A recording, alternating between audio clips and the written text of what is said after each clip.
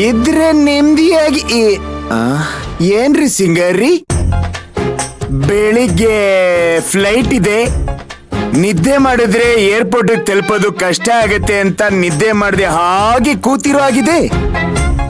ಹೌದು ಚಿಕ್ಕಜ್ಮಾನ್ರೆ, ಫ್ಲೈಟ್ ತಪ್ಪೋದ್ರೆ ದುಡ್ಡು ವೇಸ್ಟ್ ಆಗ್ಬಿಡತ್ತೆ ಅಲ್ವಾ? ಅದಕ್ಕೆ ಚಾಪೆನ ಇಲ್ಲಿ ಹಾಸ್ಕೊಳ್ಳೋ ಬದಲು ಏರ್ಪೋರ್ಟ್ಗೆ ಹೋಗಿ ಹಾಸ್ಕೊಂಡ್ ಮಲ್ಕೊಂಡ್ಬಿಡ್ಲಾ ಅಂತ ಯೋಚನೆ ಮಾಡ್ತಾ ಇದ್ದೆ.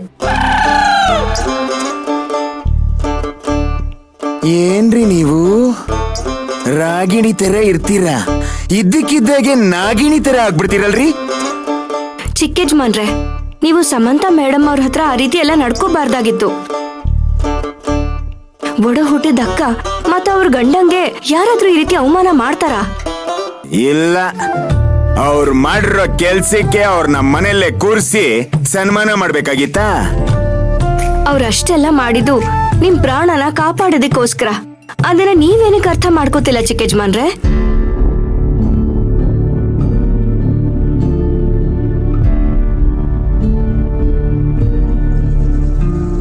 ಸಿಂಗಾರಿ, ಗುಲಾಬಿ ಹೂ ಚೆನ್ನಾಗಿದೆ ಅಂತ ಅದನ್ನ ತಗೊಳಕ್ ಹೋಗಿ ಅದ್ರ ಜೊತೆಲಿರೋ ಮುಳ್ಳನ್ನ ನೋಡದೆ ಇರಕ್ಕಾಗತ್ಯೆ?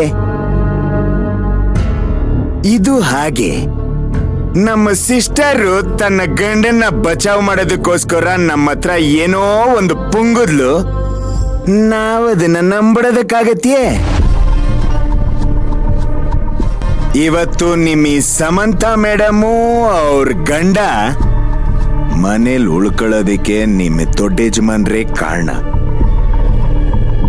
ಅವ್ರ ಮಾತಿಗೆ ಬೆಲೆ ಕೊಟ್ಟು ನಾನ್ ಸುಮ್ಮನೆ ಆಗಿದ್ದೀನಿ. ಇಲ್ಲ ಅಂದಿದ್ರೆ ಇಷ್ಟೊತ್ತಿಗೆ ಬೀದಿಲ್ ಬಿದ್ದಿರ್ಬೇಕಾಗಿತ್ತು. ಆದ್ರೂ ಅವ್ರು ತಪ್ಪು ಮಾಡಿದ್ದಾರೆ ಅಂತ ನೀವ್ ಹೇಗ್ ಹೇಳ್ತೀರಾ ಚಿಕ್ಕಜ್ಮಾನ್ರೆ? ಆ ಚಿನ್ನದ ನಾಣ್ಯ ಬಂದಿದ್ದು ನಿಮ್ ಹೆಸರಿಗೆ, ಅದ್ರ ಒಳಗಡೆ ಅವ್ರ ಹೆಸರಿನ ಪತ್ರ ಇದ್ದಿದ ತಕ್ಷಣ ಅವರೇ ತಪ್ಪು ಮಾಡಿದ್ದಾರೆ ಅಂತನಾ? ಸಮಂತಾ ಮೇಡಮ್ ಅವ್ರು ಹೇಳ್ದಾಗೆ ಈ ಕುಟುಂಬನ ಒಡೆಯೋದಿಕ್ಕೆ ಯಾರೋ ಈ ರೀತಿ ಮಾಡಿರ್ಬೋದಲ್ವಾ? ಬಂಗಾರಿ, ತುಂಬು ಕುಟುಂಬನ ಹೊಡೆಯೋದಿಕ್ಕೆ ಹೊರಗ್ನೋರ್ ಬೇಕಾಗಿಲ್ಲ. ಮನೇಲೆ ಇಂಥವ್ರು ಒಬ್ರಿದ್ರೆ ಸಾಕು, ಚಿತ್ರ ಚಿತ್ರ ಆಗೋಗುತ್ತೆ.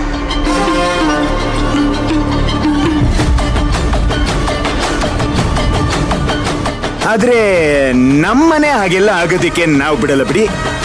ನೀವು ಅಷ್ಟೇ ಸಿಂಗಾರಿ, ಇಂಥ ಖಾಲಿ ಪೀಲಿ ಪಲಾವ್ಗಳ ಬಗ್ಗೆ ಎಲ್ಲ ಇಷ್ಟೊಂದು ಕನಿಕರ ತೋರಿಸೋದು ನನಗೆ ಯಾಕೋ ಸರಿ ಕಾಣಿಸ್ತಿಲ್ಲಪ್ಪ.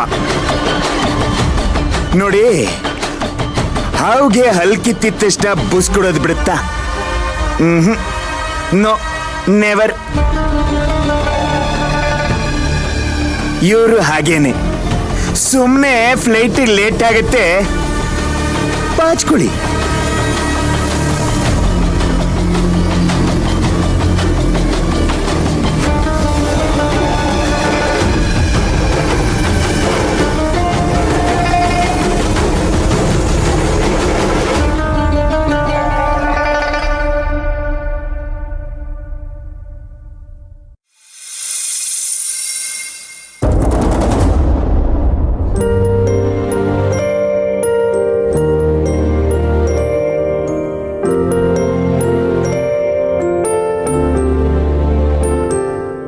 ಯಜಮಾನ್ರೆ, ಕಾಫಿ.